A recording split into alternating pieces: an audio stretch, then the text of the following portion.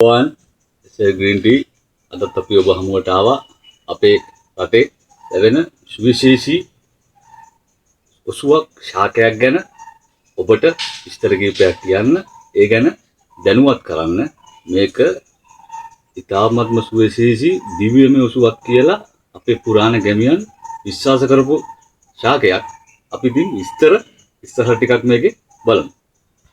දන්නවා ඇති අපි ජීවත් වන හැම වෙලාවකම අපිට අවශ්‍ය කරන උපාංග අපේ ශරීරයේ ගොඩක් තිබෙනවා. ඒකෙන් අපිට අවශ්‍යම කරන දෙයක් තමයි අපේ මතකය කියන එක. ඔබටත් මටත් කාලයක් යනවත් සමගම මතකය කියන දේ අමතක වීමකට අපි ඒ රෝගයට ගොදුරු වෙනවා. ඉතින් මේ රෝගයට සමානව ඖෂධ අපේ මේ ආයුර්වේදයේ හෙළවෙදකමේ ගොඩක් තිබෙනවා. බටහිර වෛද්‍ය විද්‍යාව පසු කාලයක ආපු නිසා මුල් කාලේදී අපේ ගැමියන් භාවිතා කරපු ප්‍රබල ඔසුවක් ගැන තමයි අද අපි කතා කරන්න යන්නේ. ඒ ලුණුවිල ශාකය ගැන. ඒ රටට ගොඩක් දුරට අගේ නැති රටවල් වලට අගේ ඇති ශාකයක් තමයි ඔකෝපා මොන්නේරියා කියන විද්‍යාත්මක නාමය මේ ශාකයට ලැබිලා තියෙනවා. යුරෝපීය රටවල් වගේම චීනය, ඉන්දියාව, පාකිස්තානය වගේ රටවල්වත් මේ ශාකය ගොඩාක් දුරට ඒගොල්ලෝ වගා කරනවා මේ මතක ශක්තිය ඇති කරන විද්‍යාත්මක බෙහෙත් සෑදීම සඳහා. විශේෂයෙන්ම වැඩිහිටියන්ගේම කුඩා දරුවන්ට මතක ශක්තිය වැඩි කිරීමට මෙම ලුණුවිල ශාකයේ යුෂ පානයක් වශයෙන් යොදා ගන්නවා. මේක කැඳ වශයෙන් යොදා ගන්නවා. වයසට යනකොට ඇති වෙන මතක ශක්තිය අඩු වීමට මේ පැලමා කියන රෝගයට මෙම ශාකය ගොඩාක් දුරට මේ විද්‍යාත්මකව යොදා ගන්නවා. අපේ ආයුර්වේද විද්‍යාවේ සහ එළවෙදකමේ මේ ශාකය යොදා ගැනීමක් සිදු කරනවා.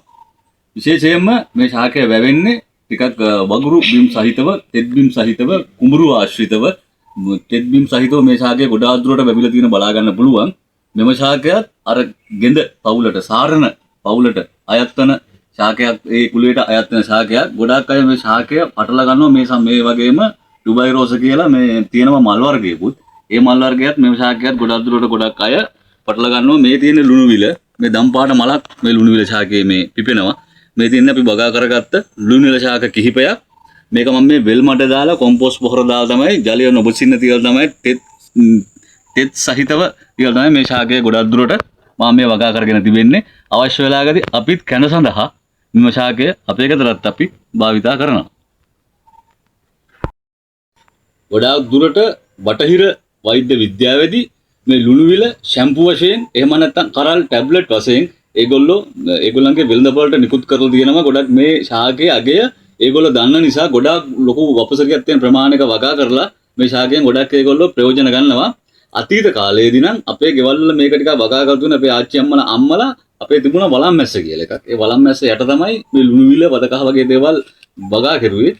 ඒව නිකන් දැම්මට පස්සේ අර වලම් වල හේදෙන ඉඳුල් වතුරත් එක්ක පොහොර මිශ්‍රණයක් විදිහට හැදිලා තමයි මේ ලුණුවිල ගොඩාක් දුරට පැතිරිලා හැදෙන්න ගොඩක් මේකට උදව්වක් වුණා. දැන් අද කාලේ නම් වලම් මැහි කියන ඒවා ගෙවල් වලත් නැහැ. අද කාලේ ඉන්න පොඩි දරුවෝ මේක දන්නේත් නැහැ. දැන් සීන් තියෙන නිසා වලම් මැස්ස කියලා එකත් අපේ දැන් නැති වෙලා ගිහිලා තියෙනවා. ගොඩාක් දුරට සතියකට එක වතාවක් වගේ මේ ලුණුවිල අමුවෙන් කනවා නම් ඉගෙන ගන්න දරුවෙකුට හෝ වැඩිහිටියෙකුට මතක ශක්තිය, මතක ස්නායු වැඩි වීමට ඉතාමත්ම ගුණදායි ඖෂධයක්. අපේ මේ පොළොවේ වෙන ගොඩාක් පොහොරක් කියලා දෙයක් අවශ්‍ය නැහැ. වෙල් මඩ ටිකක් හෝ කොම්පෝස්ට් පොහොර ටිකක් හෝ දාලා තෙතමනිය ටිකක් තිබින්න දේ තැනක හොඳට වගා කරගන්න පුළුවන් ශාකයක් තමයි මේ ලුණුවිල කියලා කියන්නේ. ඉතින් කිව්වා ගෙඳ පවුලට අය ශාකය කියලා. මේ තියෙන ගෙඳ කියන ශාකය මේ ඔබට පේන්නේ නැති මේ තියෙන ගෙඳ ශාකය ලුණුවිලට හා ගොඩාක් සමානයි. මේ තියෙන ලුණුවිල ශාකය, මේ තියෙන ලුණුවිල ශාකය, මේ දෙක අඳුර ගන්න පුළුවන්. මේ තියෙන හොඳටම අඳුර ගන්න පුළුවන්. එච්චර අමාරුවක් නැහැ අඳුර ගන්න. ගෙඳ සහ ලුණුවිල අඳුර ගන්න මෙහෙමයි. තව පොඩි මල් జాතිකුත් තිබෙනවා. ඒවත් මේ ලුණුවිල වගේ. ලුණුවිල ඉතාමත් පහසුයි. අතු කඩන්න ඉතාමත් පහසුයි. සම්බල් වශයෙන් කන්න පුළුවන්. නැත්නම් එළවලුවකට දාන්න පුළුවන්. මොන විදිහේ කෑවත් අපේ මතක ස්නායු වැඩි වීම සඳහා මතකයේ අමතක වීමේ රෝගයට, හිරුරිදාව කියන රෝගයට, ඊටම සෙම් රෝග වලට මේක කැඳක් වශයෙන් බලන ગેස්ට්‍රයිටිස් රෝගයට, පෙනහැල්ලට වගේම හදවතටත් ඊටම උපකාරී වෙන ප්‍රබල ඔසුවක් තමයි මේ ලුණුවිල කියලා කියන්නේ. තියෙන්නේ පොඩි ඉවත දාන මේ බෝතලයකින් කෑල්ලක් කපලා අපි වගා කරගත්ත මේ ලුණුවිල ටික. ඊටමත් පහසුයි වගා කරගන්න. පොඩි තෙතමනිය ටිකක් තියෙනවනේ වැඩි ඉරවුව වැටෙන්නේ නැති තැනක තිබුණාන් පස්සේ මේක වගා කරගන්න හරිම ලේසි.